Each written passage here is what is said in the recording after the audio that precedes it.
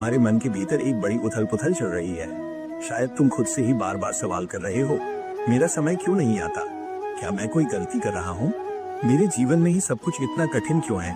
और ठीक उसी मानसिक तनाव के क्षण में आज तुम आए हो विजवानी चैनल पर। इसलिए सबसे पहले कहूँ कि हमारे इस आध्यात्मिक परिवार का सदस्य बनने के लिए चैनल को सब्सक्राइब कर लें, क्योंकि आज तुम जो सुनोगे वो सिर्फ कुछ साधारण बातें नहीं है। यह कृष्ण का दिखाया हुआ वो प्रकाश है जो तुम्हारे जीवन और सोच को पूरी तरह बदल सकता है। अब आंखें बंद करके एक बार शांत मन से सोचो, जीवन का कितना रास्ता तुम अकेले चलकर आए हो, कितनी जगहों पर ठोकर खाई है, कितनी बार टूट चुके हो।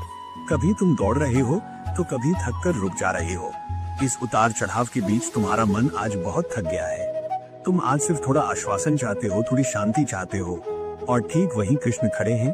वो तुमसे कह रहे हैं, शांत रहो, तुम्हारा सही समय आएगा ही। तुम अभी जिस पीड़ा में हो, जिस बेचैनी में दिन काट रहे हो, वो तुम्हारी विफलता नहीं, तुम्हारी तैयारी है।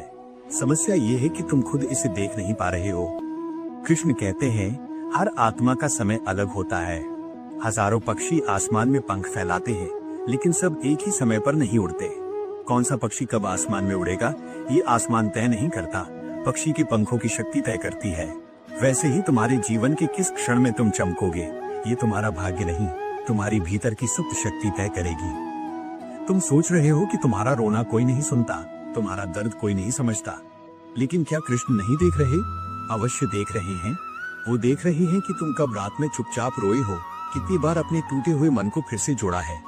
वो चुपचाप मुस्कुरा रहे हैं, क्योंकि वो जानते हैं कि तुम्हारा सही समय बहुत करीब है।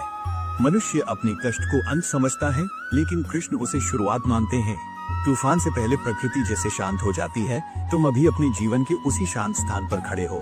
इसका अर्थ है कि किसी बड़ी चीज की तैयारी चल रही है। कृष्ण कहते हैं, जो अपनी शक्ति को समय देता है, समय उसे असंभव शक्ति के साथ वापस लौटाता है। आज तुम जो चाह रहे हो, सफलता, शांति, सम्मान, ये सब तुम्हारा होगा, लेकिन सही समय पर। याद रखो, कृष्ण कभी गलत समय नहीं देते। जो तुम्हारे लिए लिखा है वो ठीक तुम्हारे समय पर ही आएगा। एक सेकंड भी इधर उधर नहीं होगा।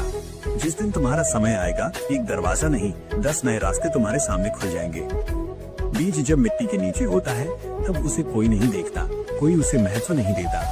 लोग देखते हैं कि बीज अंधेरे में दबा पड़ा है, लेकिन कृष्ण देखते हैं कि वही बीज एक दिन विशाल वृक्ष बनेगा। तुम अभी उसी अंधेरे के भीतर से गुजर रहे हो। ये कष्ट तुम्हें तोड़ नहीं रहा, तुम्हें बना रहा है। कृष्ण का समय कभी जल्दबाजी में नहीं आता,